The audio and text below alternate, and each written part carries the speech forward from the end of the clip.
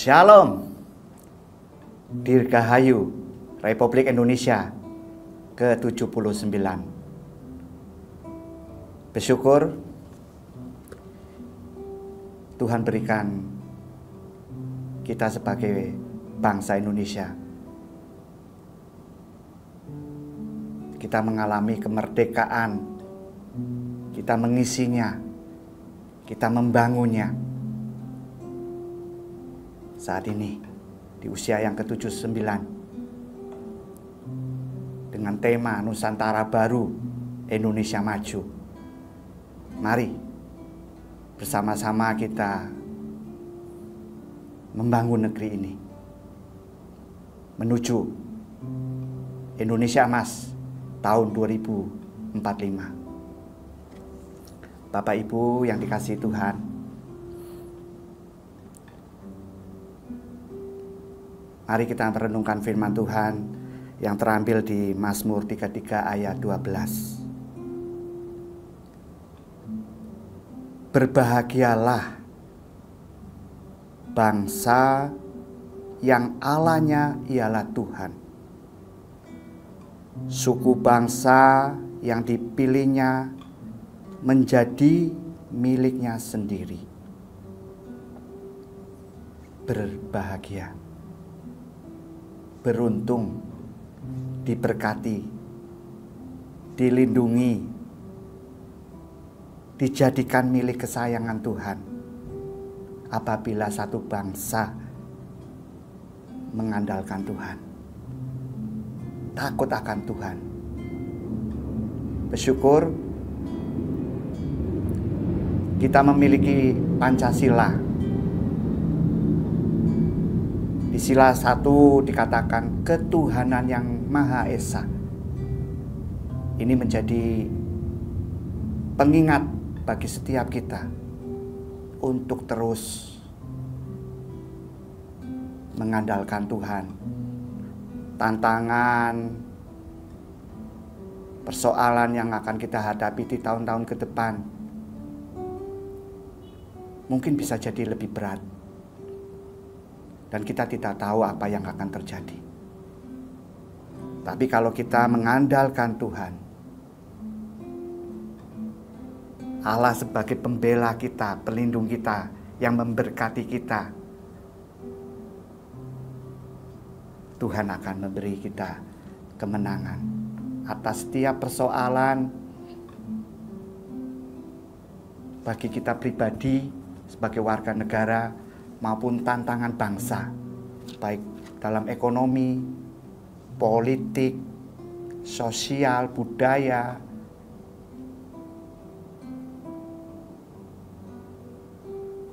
Tuhan akan memberkati.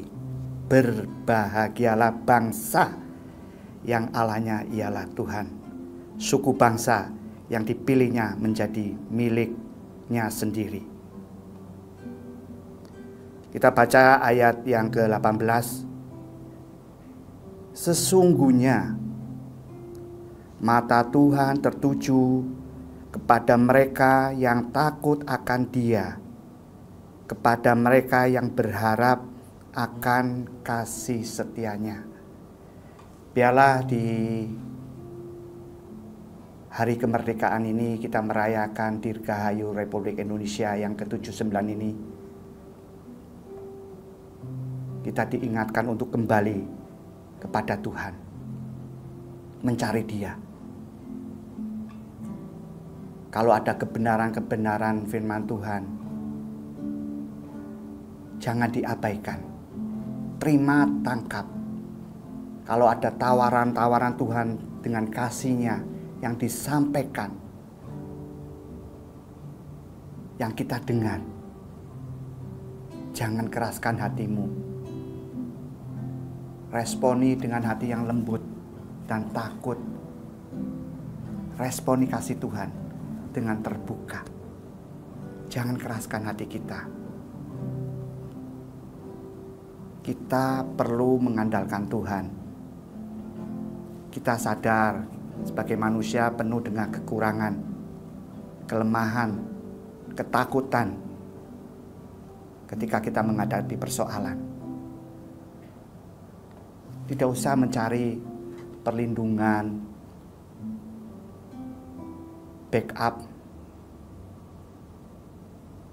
penolong kepada roh-roh gaib.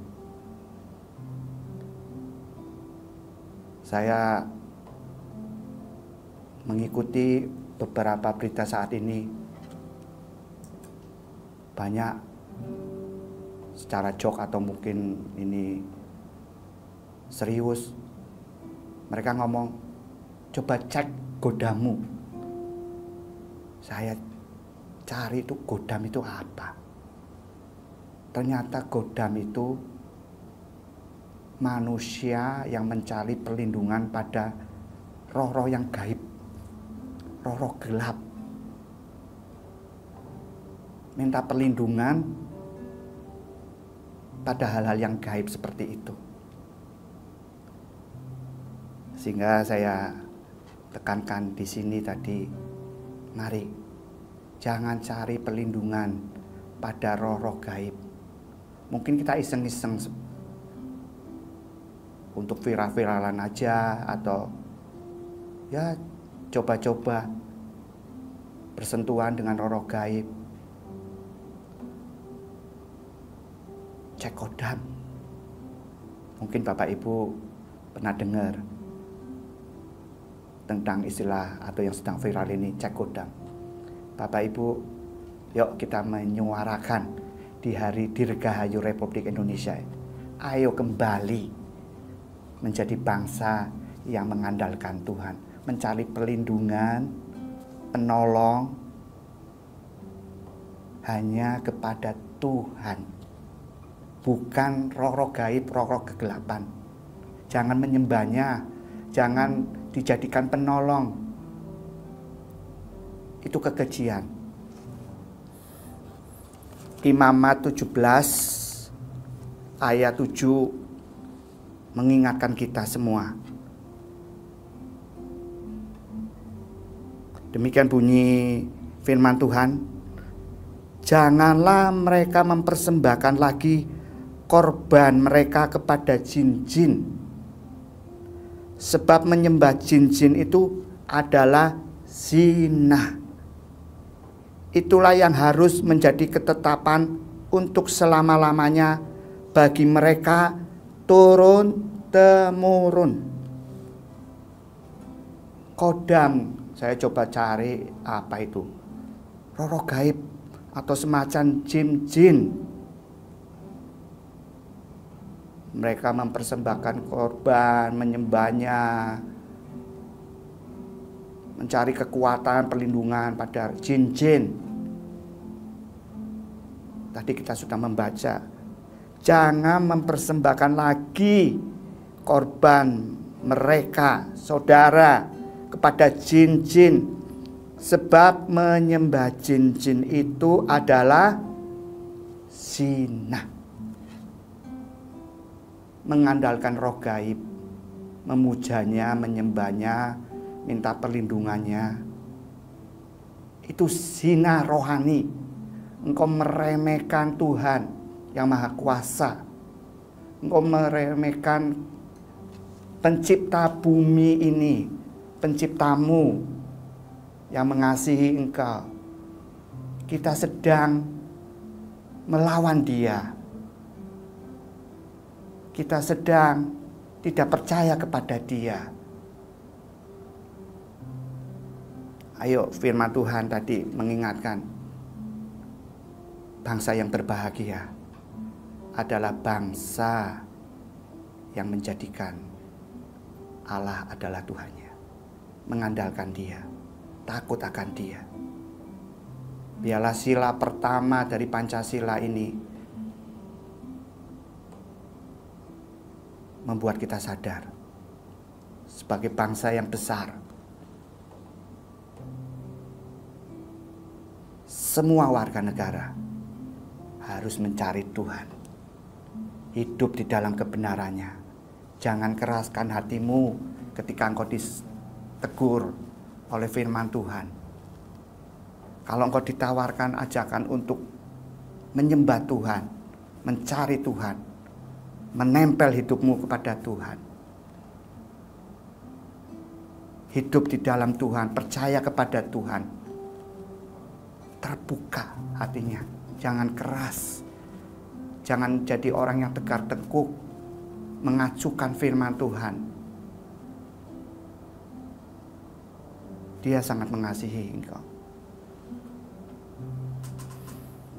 Ini poin yang pertama yang ingin saya tekankan sebagai bangsa yang besar.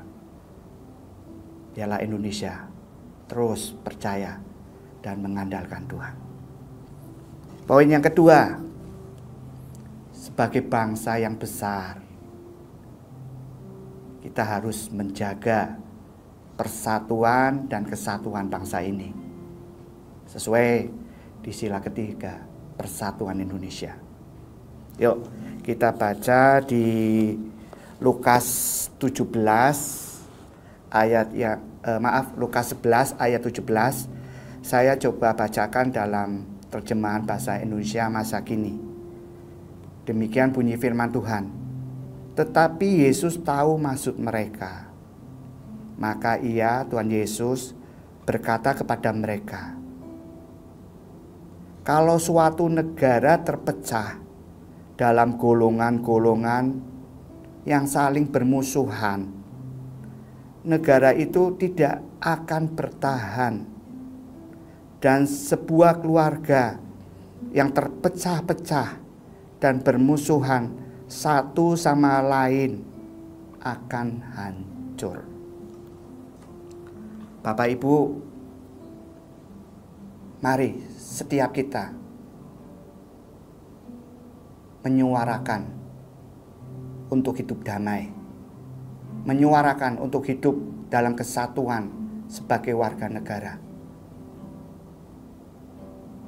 Ajarkan kepada generasi yang ada di bawah kita, kepada anak-anak kita, generasi yang menjaga persatuan. Kalau ada beberapa orang yang mengajarkan rasis, intoleransi, mari kita sadarkan mereka, kita perangi mereka, dan kita menyuarakan bahwa Indonesia harus bersatu, harus menanamkan hal-hal yang baik kepada anak-anak. Jangan sampai anak-anak yang tidak tahu tentang apa-apa untuk tujuan politik diajarkan untuk mereka rasis,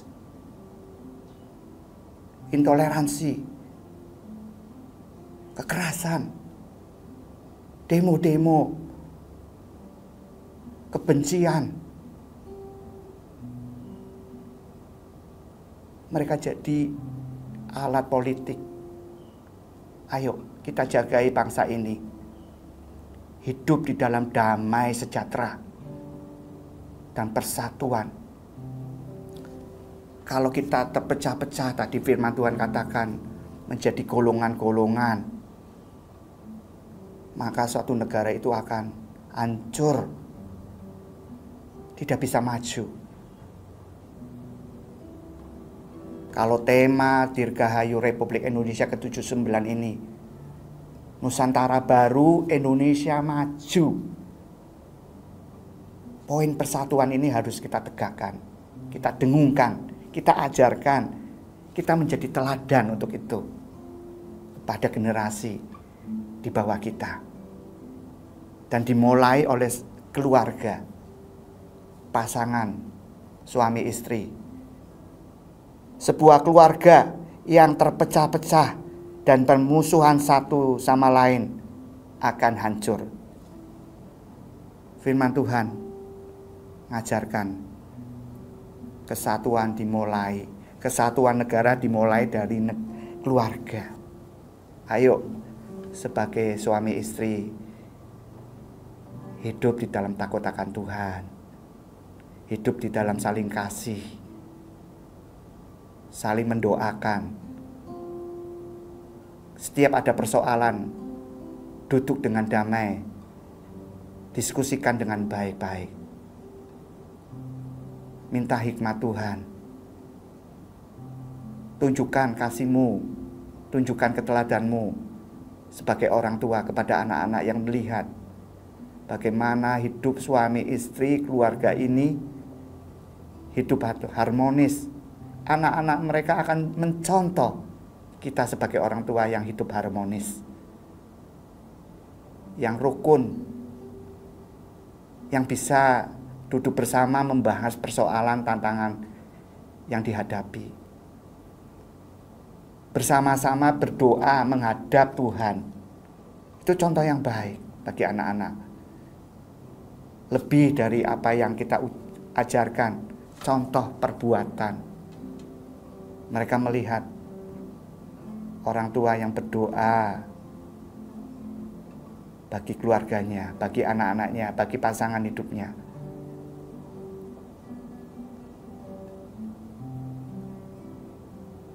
Kerukunan yang terjadi di keluarga.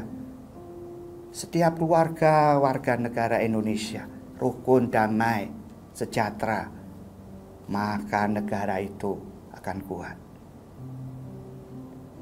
Intoleransi akan pergi dengan sendirinya. Tidak betah karena Indonesia bersatu. Orang-orangnya sadar, tidak mau diprovokasi dengan kebencian, intoleransi, rasis. Mereka yang coba masuk, mereka malu sendiri karena warga negaranya sadar untuk tidak mau dipecah belah. Saat ini Indonesia usianya sudah 79.